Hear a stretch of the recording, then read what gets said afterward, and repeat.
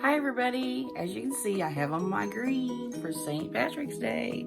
It says Think Green, and I even have my hairband that lights up. I don't know if you can see the lights, but I'm all festive. And I'm in my basement right now, and I'm gonna call it my book basement because, as you can see, because I'm going to read. Oh, look, there's Macy. Then I've got a Nala and a Lola over there. So I've got all my dogs. They like to listen to me read. And I'm thinking today, you know, I'm missing my third graders because we have our clubs and we have our Reach Readers at Lowell and we have our bookworms at Grace Hill. And, you know, really anybody can watch the video if you're interested in hearing a book about, it's actually about the Great Depression, but it's a fun book because even during hard times, you can have fun. And this is called Full of Beans. And it is a book that happens in 1934. And so, like I said, this is right at the height of the Great Depression, where a lot of people during that time, you know, didn't have work and they had to stand in soup lines to get food. You know, my grandmother lived through this time and she was a strong person because of it, I think. And she knew how to make things work and keep and reuse like we were supposed to anyway, so we don't want to waste our resources and, you know, make things last. And so this says, it starts off, says Key West is a semi-tropical place. And so that's the setting of this book called Full of Beans. And it's a book written by Jennifer L. Holm. This book about Key West, it was a place where they're really having a hard time during the Great Depression. And this book just talks about how these kids make life better. And so I thought this would be a fun book to read. And I thought I'd read you a chapter every day. And if you have questions or discussion questions, remember how we've been working on you writing the questions and you asking our group questions? That's what you could do. That would be great. So this is called Lying Liars. July 1934. Look here, Mac. I'm going to give it to you straight. Grown-ups lie. Sure, they like to say that kids make things up, that we don't tell the truth, but they're the lying liars. Take President Roosevelt. He's been saying on the radio that the economy was improving, when anyone with two eyes could see the only thing getting better was my mother's ability to patch holes in pants. Not that she had a choice. There was no money for new threads with Poppy out of work. It was either that or let us go naked. Then there was Winky. He was the lyingest liar of them all. You said 20 cans for a dime, Winky. I pointed at the small red wagon. It was full of empty condensed milk cans. I found them for Winky and cleaned them up, even smoothed the sharp edges. Winky sold the cans to Pepe's Cafe, where they used them to serve cafe con leche, espresso with condensed milk. Everyone in Key West drank leche, even toddlers. You must have wax in your ears, Beans, Winky replied.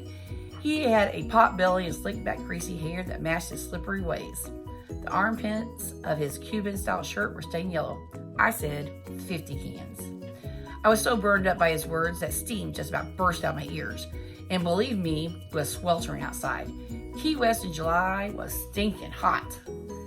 Especially stinking. Garbage had been piling up ever since the town ran out of money to pay for collecting it.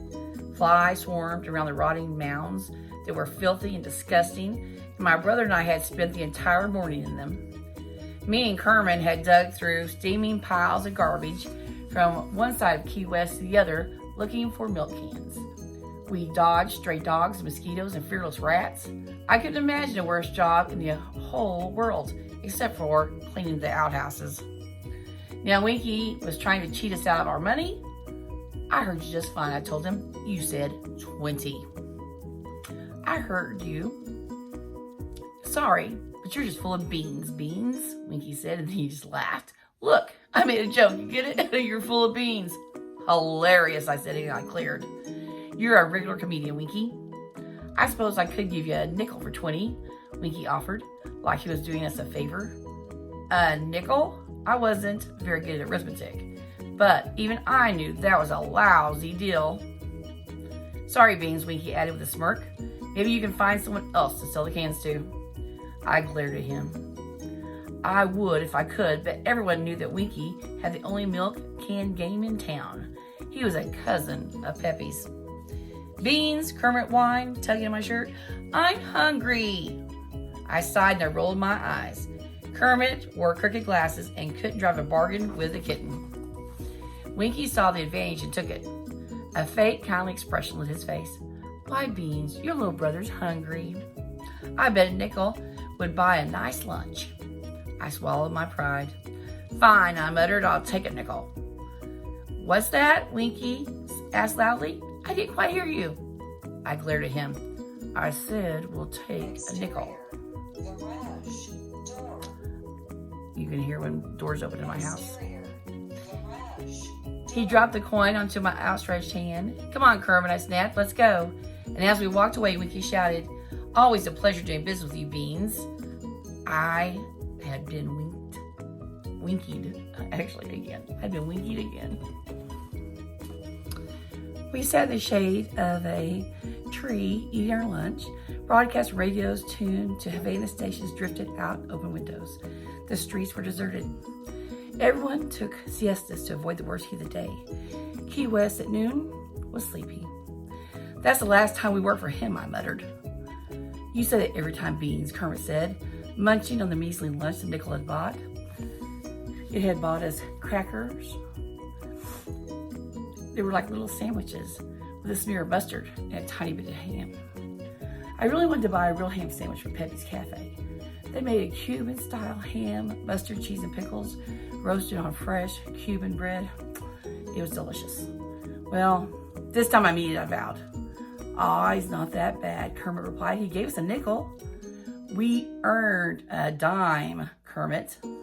Kermit was only 8 and didn't understand how life worked. Maybe when he got to be 10 like me, he'd smarten up. Gee, do you think if we collect 50 cents for Winky tomorrow, he'll give us another nickel? Kermit asked. Then again, maybe not. I'm still hungry, Kermit complained. Get some dilly gum, I told him. The sap off of the tree would make good chewing gum if you didn't much care for its taste. Kermit scraped back some bark and he dug out a wad of some sticky sap. Then he began chewing. Getting it soft took a while. Even though it was free, it took a lot of work. A rumbling motor had my ears pricking up. There weren't many cars in Key West. Even the folks who owned them couldn't afford gas. The shiny automobile rolled down the dirt road, hitting every gaping pothole. It looked strange and out of place, like something from a Hollywood picture. Kermit gave a low whistle. That's some ride. It's a Ford Model 730 Deluxe V8 sedan, I told him. I recognized it immediately from the newsreels. The same car that Bonnie and Clyde drove. Everyone knew about the dead outlaws. Kermit looked at me. You think a criminal's driving that car, Beans? The car slid to a stop and parked across from us, and a man climbed out. I doubt it, I said. I couldn't imagine any criminal who walked around without trousers. Kermit's eyes bugged out behind his glasses. Is he just wearing his underpants? Sure looks that way. The underpants in question were long. They hit him just above his knee. They showed off pasty white, hairy legs. On top, the portly man sported a long-sleeved suit shirt with a bow tie. He finished off the whole ensemble with a fedora. Maybe he was someone's relative who had just got out of the loony bin. Wouldn't be the first time. He wrinkled his nose and looked around. My, that certainly is a powerful smell, he said, walking over to us. He had a thick mustache, and from the way he spoke, I could tell he was from off the rock, a stranger. You should smell us, mister, Kermit exclaimed. We've been in the garbage all morning. The fellow looked us up and down, from our bare feet to our patched up pants. Yes, it seems you have. Who might you young gentlemen be? I'm Kermit. Kermit was like the mayor of Key West. Kid would talk to anybody. This is my brother Beans. Oh, how quaint, he murmured. I narrowed my eyes at him. Did you just insult us? Of course not, young fella. Why, I'm here to help you. He held out his hand. I'm Julius Stone, Jr. Pleasure to make your acquaintance. I stared at the outstretched hand, but I didn't take it. When someone says they're going to help you, they're just waiting to stick their hand in your pocket and take your last penny. I should know. I've got relatives. Mister, he said, you're the one that needs help. You ain't got no pants. He looked offended. They're supposed to look like this. They're called Bermuda shorts. They're the latest in fashion. At Looney Bins, no doubt. So tell me, Peas, he began. Peas? Maybe he was deaf in addition to being crazy. Is the rest of the town in a similar state? He asked. He waved his hand around the weathered old gray wooden houses that sat together and lined all the streets. What do you mean? I asked him. Well, all the houses this decrepit? What? Huh? Run down, he said bluntly. Unpainted, falling over, crumbling, etc. I guess, I said with a shrug. Most folks in Key West were on relief. Paint was a luxury. Our town looked like a tired black and white movie. The man just frowned. Where are you from, mister? Kermit asked. Why, I've come all the way from Washington, D.C. I've been sent here by President Roosevelt himself. Yep, he's definitely a lunatic. Sure, the president said, I said, and I just laughed. Mr. Stone looked offended. You don't believe me? Of course I believe you, mister. Why, we just heard from the Queen of England. She just visited here last week. I'm not lying. But I shook my head. Whatever you say, mister. Like I said, grown-ups are lying liars. And that's the first chapter of this book called Full of Beans. And I'm just going to put my little bookmark right there. And I'm hoping that you all will think of maybe some questions to ask so we can have something to discuss. And I'll read you chapter 2 tomorrow. Bye.